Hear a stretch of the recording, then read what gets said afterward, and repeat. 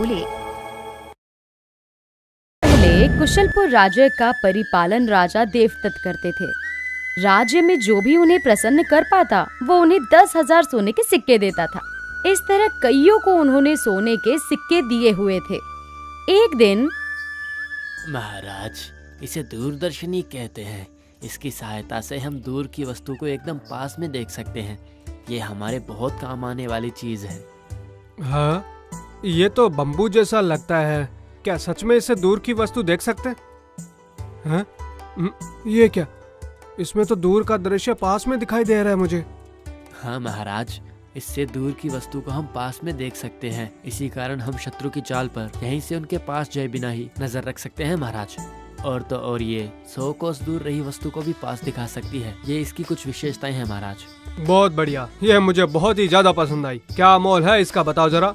महाराज, इसका मोल वैसे तो 100 सोने के सिक्के हैं, लेकिन मैं यहाँ पे इसको बेचने के लिए नहीं, बल्कि मैं इसे आपको उपहार के रूप में देने आया हूँ महाराज। मुझे ये आपका उपहार अतिशय अच्छा लगा।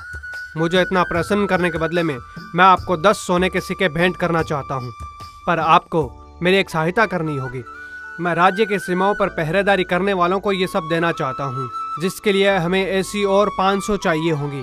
उसे बनाने में जितना भी खर्च होगा हम आपको दे देंगे। अवश्य महाराज, मेरी लाई हुई वस्तु अगर राज्य के इतने काम आएगी तो मैं आपको आधे दाम में ही दे दूंगा महाराज। अब जब भी विदेश भी जाऊंगा तो आपके लिए अवश्य और भी दूरदर्शनी ले आऊंगा। आपसे जितनी जल्दी हो सके उतनी जल्दी लाइएगा। अब आप जा सकते हैं। महाराज, खबर मिली है कि जंगल के क्रूर जानवर फिर से अपने राज्य में घुसकर प्रजा और पशुओं पर हमला कर रहे हैं महाराज। प्रजा ने अपनी इस व्यथा को आप तक पहुंचाने की विनती की है। इसका अर्थ है कि अब शिकार करने का समय आ चुका है। कल ही शिकार पर निकलने का समय निश्चित कीजिए। प्रजा से कह दो कि भयभीत होने की आवश्यकता नहीं है। उन्हें वचन दो कि कल से उन्हें जंगली जानवरों के आतंक से मुक्ति मिल जाएगी। महाराज अगले दिन शिकार पर जाने के लिए निकल पड़े कि द्वार पर शिव खड़ा हुआ था। ये हमेशा द्वार पर इस तरह से खड़ा रहता है। कान पूछने पर कुछ बताता भी नहीं है।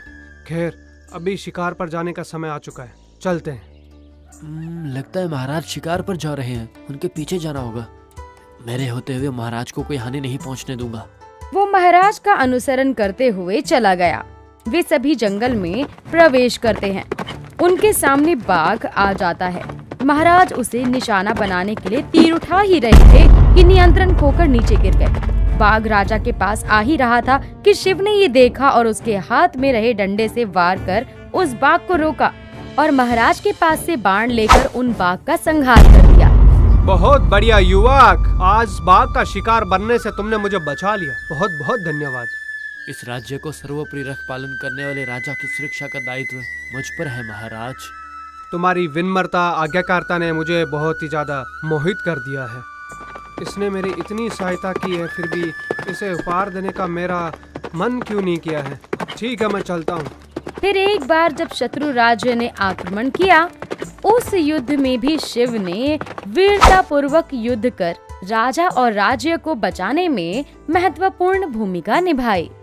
इस शिव ने मेरी कई बार सहायता की है, पर किसी भी प्रकार के पुरस्कार के आस के बिना वो हर दिन द्वार पर आकर खड़ा हो जाता है, न जाने क्यों। मुझे भी उसकी सहायता करने का मन में विचार क्यों नहीं आता है। मुझे प्रसन्न कर कईयों ने मुझसे बहुत ही ज्यादा उपहार भी लिए हैं, पर मुझे क्यों कुछ भी देने का उसको मन नहीं करता। महाराज, लगता है कि शिव पर लक्ष्मी जी की कृपा नहीं है, इसीलिए धन उसके पास नहीं जा रहा है इस बार। क्या लक्ष्मी कटाक्ष? मतलब आप कहना चाहते हो कि शिव पर माँ लक्ष्मी प्रसन्न नहीं है, और ये आपकी बात में मानूं? ठीक है महाराज, आप एक बार प्रयास करके देख लीजिए कि उसके भाग्य में धन प्राप्ति है भी या नहीं है। ठीक है फिर मंत्री जी, मैं भी जानना चाहता हूँ कि आखिर आपकी बात में कितनी सच्चाई है। चलो एक काम करते हैं, एक कद्दू मंगवाइए। उस कद्दू में आप हीरे, मोती, सोना और मोहरे भरवा दीजिए, लेकिन याद रहे कि वो दिखने में एकदम साधारण सा कद्दू लगना चाहिए। कल ही दरबार में बैठने वाली सभा में वो कद्दू लेके आइएगा। महाराज के बताए अनुसार अगले दिन के लिए कद्दू को तैयार किया गया। उस सभा में शिव को भी बुलाया गया।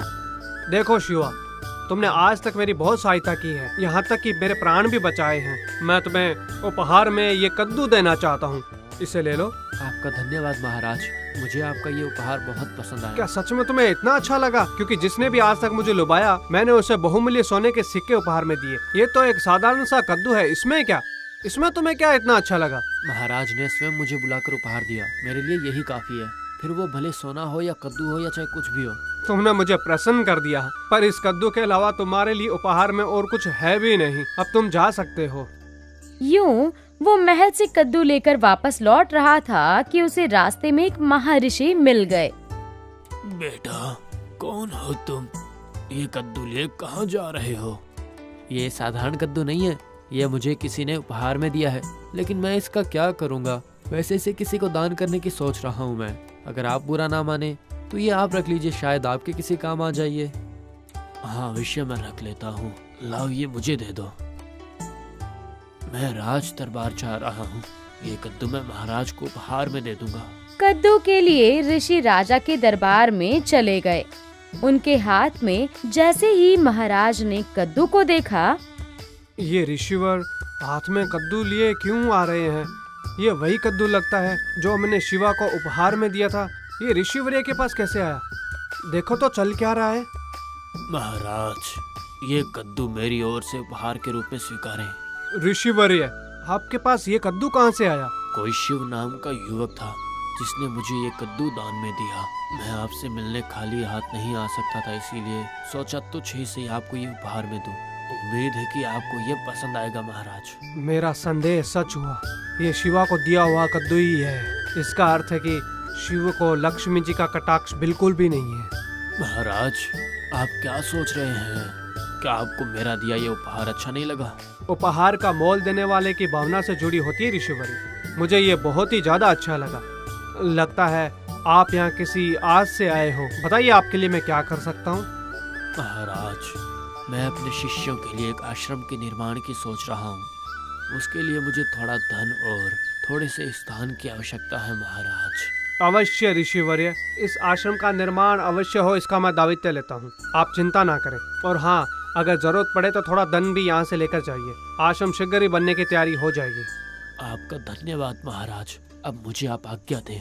फिर ऋषि जी वहाँ से चले गए। दूसरी ओर शिव जिस धर्मशाला में रहता था वहाँ पहुँच गया। क्या हुआ शिव? क्या आज भी तुम्हें राज दरबार में कोई काम नहीं मिला क्या? नहीं अम्मा, पर आज महाराज ने मुझे बुलाकर एक कद्दू उपहार के रूप में दिया था। कद्दू उपहार में दिया? हमारे धर्मशाला के बाहर तो कद्दू भर भर के उगते हैं। उन्होंने उपहार में कद्दू क्यों दिया होगा? तुमने उनके प्राण बचाए हैं, उसके बदले उन्होंने तुम्हारा ऐसे सत्कार किया है। हमें ऐसा नहीं सोचना चाहिए। महाराज के दिए उपहार का ऐसे अपमान करना सही नहीं है। तुम हर रोज यूं ही राज दरबार में नौकरी पाने की प्रतीक्षा करते रहो और महाराज हैं कि तुम्हारी कोई कदर नहीं करते। न जाने तुम्हें नौकरी कब मिलेगी और कब तुम धर्मशाला का किराया भरोगे। हाँ, ये तो हर रोज की कहानी हो गई है। चलो अब चलकर भोजन करके आराम करो। चलो। अम्मा, आप देखना वो दिन जरूर आएगा जब महाराज मेरी प्रतिभा के अनुसार मुझे पदवी देंगे, ठीक है? फिर अगले दिन हमेशा की तरह शिव राजमहल के बाहर जाकर खड़ा हो गया और महाराज उसको पार करके आगे चले गए। कितने हीरे मोती सोने चांदी के मोहरे उस कद्दू में भर के दिए थे। अगर शिव उसको घर ले जाता, उसे काटता तो उसे सब कुछ मिलता, लेकिन उसने तो किसी राह चलते ऋषिवर को वो पूरा का पूरा कद्दू दान में दे दिया था। मैंने आपसे पहले ही कहा था महाराज कि जिस पर माँ लक्ष्मी की कटाक्ष होती है उसी को धन प्राप्त होता है। सही कहा था ना? उनके हाथ में धन आ जाए तब भी उन्हें इसका कोई मोल नहीं होता। ठीक है, एक बार और शिव को बुलाइएगा। फिर से शिव को दरबार बुलाकर कद्दू में बहुमूल्य वस्तुएं रखकर दिया गया। वापस लौटते समय शिव की राज रसोइये से भेंट हुई। अरे वाह, ये कद्दू कितना ताजा लग रहा है। महाराज को मेरे हाथ की बनी कद्दू की खीर पसंद है। इस कद्दू को लेकर मैं महाराज को खीर बना कर दूंगा तो वो खुश हो जाएंगे। अरे रखे, ओ देखो वो कद्दू मुझे दे दोगे? हाँ जरूर, ये लीजिए। आज महाराज के लिए बढ़िया सी उनके मनपसंद खीर बनाकर उनको मैं खिलाऊंगा और उनसे प्रशंसा पाऊंगा। इतने में सामने से आ रहे मंत्री ने रसोइये के हाथ में शिव को दिया हुआ कद्दू देख लिया। फिर गणपत, यहाँ आओ। मुझे ऐसा लग रहा है कि ये कद्दू तुमने शिव से लिया है। जी हाँ, मैंने ये कद्दू शिव से ही लिया है। आपको कैसे पता चला? वो मैं तुम्हें बाद में बताऊंगा, पहले ये मुझे दो। ये कद्दू बहुत ही अच्छा है। मैं महाराज के लिए खीर बनाने के लिए ले जा रहा था। महाराज ने ही शिव को ये उपहार में दिया था और तुमने ये उससे ले लिया है। अगर महाराज को पता चला तो अंजाम सही नहीं होगा, देख लेना। मैं तुम्हें महाराज से दंड ना मिले इसीलिए कद्दू वापस मांग रहा हूँ। बाप रे, गलती हो गई, महाराज को मत बताइएगा। ये लीजिए, ले लीजिए। इस तरह कद्दू वापस महाराज के पास ही आ गया। महाराज, आपका दिया हुआ कद्दू फिर से आपके पास ही वापस आ गया। देखिए, लक्ष्मी जी के कटाक्ष ना होने पर ही शिव तक आपके चाहने पर भी सहायता नहीं पहुंच रही है। ये वापस लौट कर आ रही है।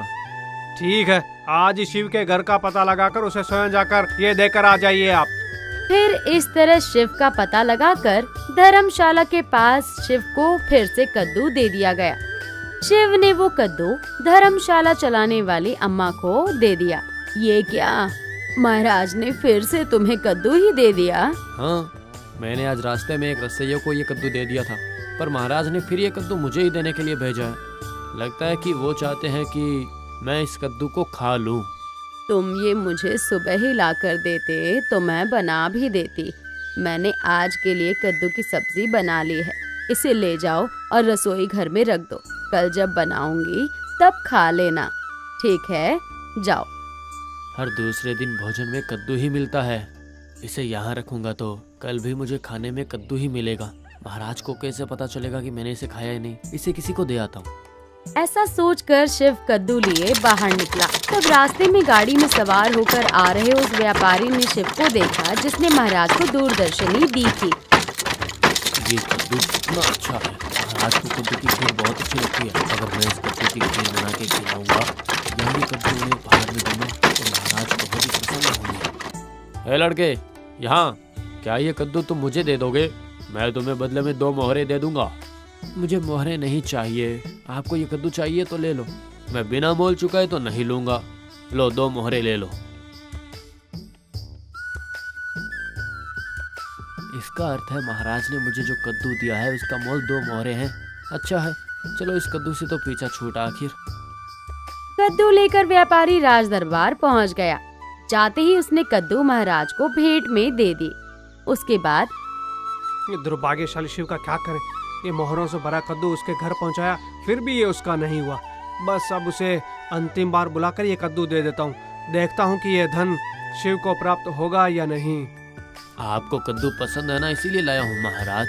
हाँ हाँ, सही कहा। इस विषय में बाद में बात करेंगे। पहले बताइए कि जो मैंने काम कहा था दूरदर्शी का, ये बताइए आपने उसको शुरू किया कि नहीं? जी महाराज, मैं आपको वही तो बताने आया हूँ। दूरदर्शनी बनकर 2 दिन पहले ही हमें मिलने वाले हैं। 2 दिन बाद अपने राज्य में माल पहुँच जाएगा। बस। अच्छा, आप धनराशि कोष गृह से लेते हुए जाइएगा। अब आप जा सकते हैं। मंत्री जी, कल ही शिव को दरबार में बुलाइए। अंतिम बार उसे ये कद्दू देकर देखता हूँ। इस बार वो कद्दू किसी को ना दे, सीधा अपने घर ही लेकर जाए। इसका आपको ध्यान रखना है। महाराज, आप स्वयं ही सोच लीजिए कि आपने इतने प्रयासों के बाद भी उसके दुर्भाग्य के कारण उस तक धन नहीं पहुंच पा रहा है। हाँ ठीक है, इस बार ये कद्दू किसी और का हाथ ना लगे, इसका आपको ध्यान रखना है। इस बार किसी भी हाल में मेरा पुरस्कार शिव को मिलना ही है। ठीक है महाराज, मैं शिव पर इस बार एक नजर रख के देखता हूँ। अगले दिन महाराज का संदेशा देने के लिए राज दरबार से 2 सिपाही आए और फिर वो दोनों सिपाही शिव से मिलने धर्मशाला में चले गए। शिव, तुम्हें राज दरबार में महाराज ने उपस्थित होने को कहा है। हाँ, जाओ जाओ। इस बार भी महाराज तुम्हें कद्दू देंगे। लेकर अपने सर पर ढो लेना, ठीक है? नहीं अम्मा, उसके लिए नहीं। जरूर इस बार किसी काम से बुलाया होगा महाराज ने। काम दिया तो ठीक है, और अगर कद्दू दिया तो कह देती हूँ उसे लेकर मेरे सामने मत आना। जाओ। शिवा, जल्दी करो, वैसे बहुत देर हो गई है।